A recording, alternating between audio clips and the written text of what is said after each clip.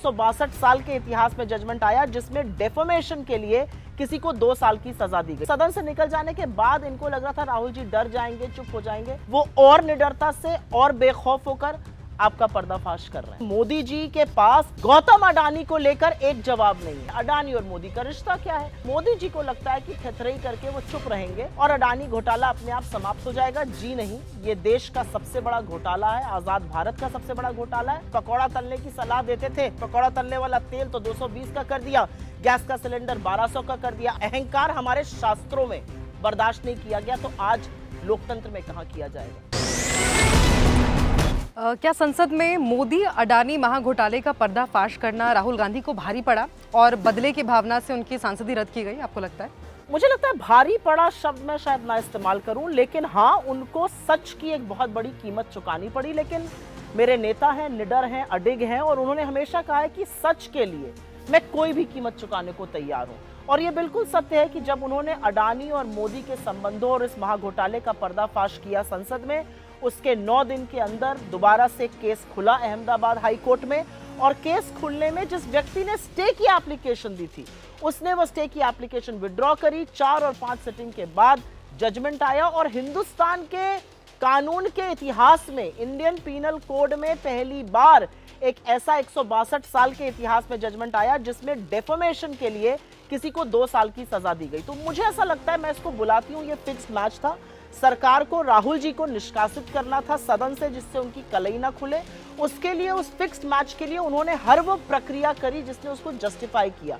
और उस fixed match के लिए उनको एक ऐसा केस चाहिए था जिसमें 2 साल की सजा वो दे सकते। अनप्रेसिडेंटेड थी, लेकिन they went shopping for a case. ऐसा केस ढूंढा, 2 साल की सजा कराई और राहुल गांधी को निष्कासित किया। लेकिन मुझे ऐसा लगता है कि इस देश के सदन को आज राहुल जी की जरूरत है। और सदन से निकल जाने के बाद इनको लग रहा था राहुल जी डर जाएंगे, चुप हो जाएंगे। वो और निडरता से और बेखौफ होकर आपका पर्दाफाश कर रहे हैं। जेपीसी की मांग कांग्रेस लगातार सदन में कर रही थी, लेकिन लगातार गौतम अडानी को बचाने की कोशिश में ये सरकार लगी रही है। आपको क्यों लगता है, क्यों बचाने की कोशिश कर रही है? क्योंकि एक मित्र पूरे मंत्रिमंडल पर भारी है। क्योंकि ये असलियत है कि मोदी जी के पास गौतम अडानी को लेकर एक जवाब नहीं है। उनसे हमने 3 ही सवाल तो पूछे थे। 20,000 करोड़ रुपए जो फॉरेन ऑफशोर एंटिटीज से अडानी समूह में आए, वो किसके? ये सवाल तो सुप्रीम कोर्ट भी पूछ रहा है। जो तथाकथित रिपोर्ट का हवाला भाजपा देती है, उस रिपोर्ट तक में सुप्रीम कोर्ट ने कहा है कि एफपीआई का पैसा संदिग्ध लगता है, ये पैसा किसका है हम कह नहीं सकते, सेबी भी कह नहीं पा रहा है। तो पहला सवाल हमारा ये था। दूसरा सवाल हमारा ये था कि अडानी के लिए रातों रात देश के कानून, चाहे वो SEZ का कानून हो, चाहे वो एयरपोर्ट का कानून हो, अपनी ही फाइनेंस मिनिस्ट्री, अपनी ही नीति आयोग की लिखित सलाह के बावजूद कानून को बदल के अडानी के महाघोटाले को एक स्वरूप दिया मोदी जी ने। और तीसरा हमारा सवाल है, अडानी और मोदी का रिश्ता क्या है? उन तीनों सवालों का मोदी जी के पास जवाब नहीं है। तो मुझे ऐसा लगता है कि अगर अडानी जी पर मोदी जी कुछ बोलेंगे तो और पर्दाफाश होगा, उनकी कलई और खुलेगी। इसलिए मोदी जी को लगता है कि थेथरई करके वो चुप रहेंगे और अडानी घोटाला अपने आप समाप्त हो जाएगा। जी नहीं, ये देश का सबसे बड़ा घोटाला है, आजाद भारत का सबसे बड़ा घोटाला है और धीरे धीरे कलई खुल रही, क्योंकि इसका लोगों की जिंदगी पर प्रभाव पड़ा। इससे महंगाई बढ़ी, इससे बेरोजगारी बढ़ी, इससे क्रोनी कैपिटलिज्म बढ़ा, इससे करप्शन बढ़ा। क्या मोदी जी ऐसे ही छूट के चले जाएंगे? संसद में राहुल गांधी की जरूरत क्यों है? संसद में राहुल गांधी जी की जरूरत इसलिए है क्योंकि ये देश का जो सदन है, ये जो देश का संसद है, ये लोगों का प्रतिबिंब है, ये लोगों की आवाज है। उस सदन में बेखौफ होकर, आंख में आंख डालकर, कलेजा बड़ा कर कोई महंगाई पर, बेरोजगारी पर, चीन के अतिक्रमण पर, जलते हुए मणिपुर पर, अडानी के महाघोटाले पर, औरतों की असुरक्षा पर मोदी सरकार से सवाल पूछने वाला चाहिए। कोई ऐसा व्यक्ति चाहिए जो निडर होकर ये कहे मैं किसी भी कीमत को अदा करने के लिए तैयार हूं, लेकिन सच बोलने से मुझे आप और आपका पूरा तंत्र रोक नहीं सकता। इसलिए सदन में जरूरत है। सदन में देश की आवाज गूंजनी चाहिए। सदन में किसानों की, सदन में मैकेनिक की, सदन में दिहाड़ी मजदूर की, सदन में महिलाओं की, स्टूडेंट्स की, तमाम ऐसे लोगों की जिनकी महत्वाकांक्षा है इस देश को आगे बढ़ाने की, जिनके बूते पर यह देश है, उनकी आवाज गूंजनी चाहिए। इसलिए राहुल गांधी की सदन को जरूरत है। मुझे लगता है, और शायद ये अतिशयोक्ति नहीं होगी कि कहना, आज राहुल गांधी को सदस्यता या सदन की उतनी जरूरत नहीं है, लेकिन इस देश की संसद को, इस देश के सदन को एक बेखौफ, अनकॉम्प्रोमाइज आवाज की जरूरत है और वो आवाज सिर्फ और सिर्फ राहुल गांधी की है।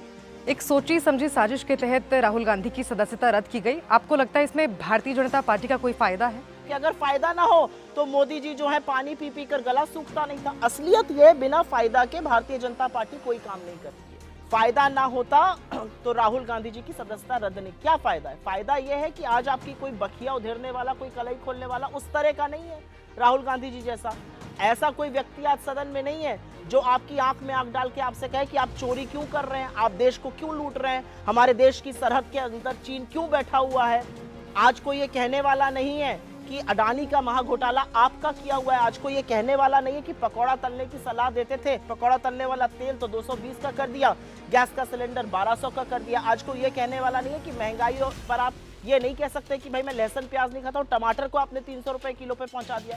तो मुझे लगता है कि बिल्कुल फायदा था इनका राहुल जी की सदस्यता निष्कासित करके। लेकिन एक चीज मैं जरूर कहना चाहती हूँ, इस देश में रहने से, इस देश को देखने से, इस देश को समझने वाले आपको एक बात बोलेंगे, ये देश सब कुछ बर्दाश्त करता है, लेकिन ये तानाशाही और कहीं ना कहीं अहंकार बिल्कुल बर्दाश्त नहीं करता। अहंकार हमारे शास्त्रों में बर्दाश्त नहीं किया गया, तो आज लोकतंत्र में कहाँ किया जाएगा। तो बिल्कुल फायदा था, इसीलिए निकाला। एक आखिरी सवाल, हाई कोर्ट के बाद मामला सुप्रीम कोर्ट जाएगा, आपको लगता है राहुल गांधी को सुप्रीम कोर्ट से राहत मिलेगी?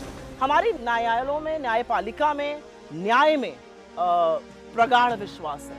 मुझे लगता है कि ये देश ऐसे चल ना पाता अगर भाजपा के लाख कोशिशों के बावजूद हर संस्था ध्वस्त हो गई होती। ये सच है कि बहुत सारी संस्थाओं को अपना गुलाम बनाना, बहुत सारी संस्थाओं को अपना फ्रंटल बनाने का काम भारतीय जनता पार्टी ने जरूर किया, लेकिन हमें अटूट विश्वास है कि इस देश की जनता का जो न्यायालय है, इस देश का जो सदन है, इस देश की जो आवाज है, इस देश के जो लोग हैं, वो पूरी तरह से आज राहुल गांधी जी के साथ खड़े। अगर ना खड़े रहते तो खेत में काम करने वाले खेतीहर मजदूर, जिनके हाथ ग्रीस और डीजल से सने हैं, वो मैकेनिक, जो बच्चे यूपीएससी कल के आईएएस, आईएफएस, आईपीएस ऑफिसर्स, वो राहुल जी की बातों की तरफ मुखरित ना होते।